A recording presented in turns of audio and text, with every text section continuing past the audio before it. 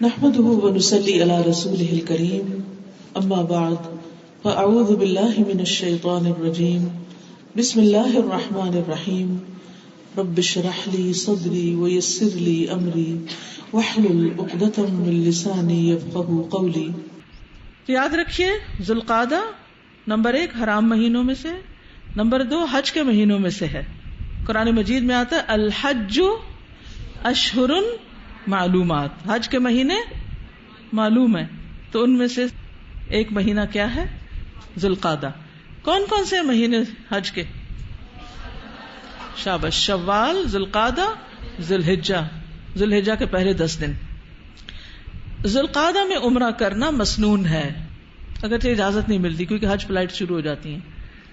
نبی صلی اللہ علیہ وسلم نے کل 4 عمرے کیے، سارے کے سارے ذوالقعدہ میں تھے. ابن باز رحمۃ اللہ علیہ کہتے ہیں کہ ذوالقعدہ میں عمرہ کرنا سب مہینوں سے افضل ہے سوائے رمضان کے. تو جن لوگوں کی حج فلائٹ ذوالقعدہ میں جاتی ہیں اور جا کے پہلے عمرہ کرتے ہیں وہ اس فضیلت سے فائدہ اٹھا لیتے ہیں، لیکن ان کو احساس نہیں ہوتا کہ ہم جو اس مہینے میں آئے یہ کتنی بڑی نعمت ہے. جب علم نہیں تو نعمت کی قدر بھی نہیں.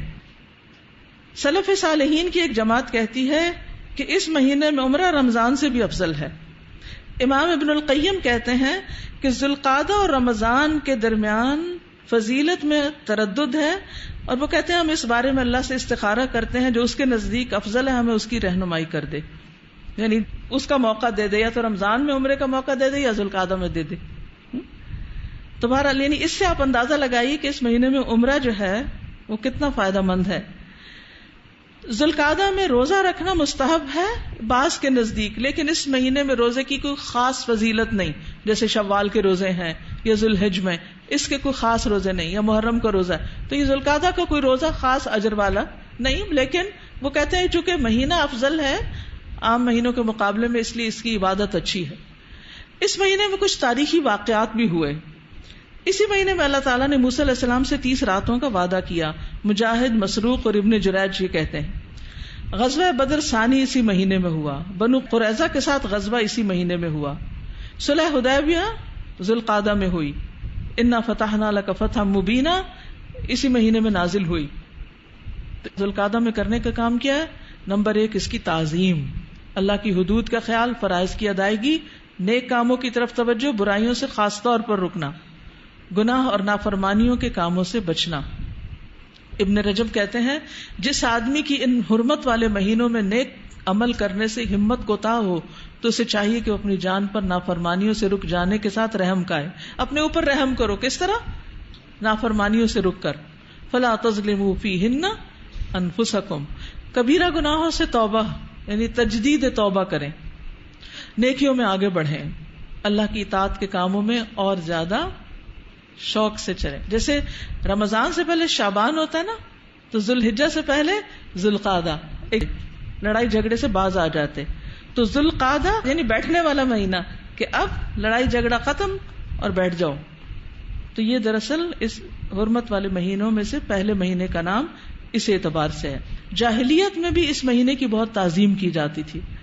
اس مہینے میں کسی سے لڑتے نہیں تھے، کسی سے بدلہ نہیں لیتے تھے، حتیٰ کہ کوئی اپنے باپ یا بھائی کے قاتل کو بھی دیکھتا تو اس سے بھی بدلہ نہیں لیتا تھا، اور نہ اس کو دھتکارتا، کچھ بھی نہیں کہتا تھا. قاتل سامنے بھی نظر آتا تو کچھ نہیں کہتا تھا. کیوں؟ کیونکہ یہ حرمت والا مہینہ ہے. اتنی زیادہ اس مہینے کی تعظیم ہوتی تھی. اللہ تعالیٰ نے ان حرمت والے مہینوں میں ایک دوسرے پر ظلم کرنے سے منع کیا ہے. سورۃ التوبہ 36 میں آتا ہے فلا تظلموا فیہن انفسکم. ان مہینوں میں اپنی جانوں پہ ظلم نہ کرو. ابن کثیر کہتے ہیں اگرچہ ان مہینوں کے علاوہ بھی ظلم کرنا منع ہے، لیکن ان مہینوں میں زیادہ تاکید ہے. یعنی یہ نہیں کہ باقی مہینوں میں ظلم کر سکتے ہو، نہیں. جیسے رمضان ایک ٹریننگ پیریڈ ہے نا، تو یہ مہینے بھی ایک تربیت کے لیے آتے ہیں کہ خاص طور پر کانشیسلی ظلم سے بچو تاکہ سال کے باقی حصے میں بھی بچ سکو.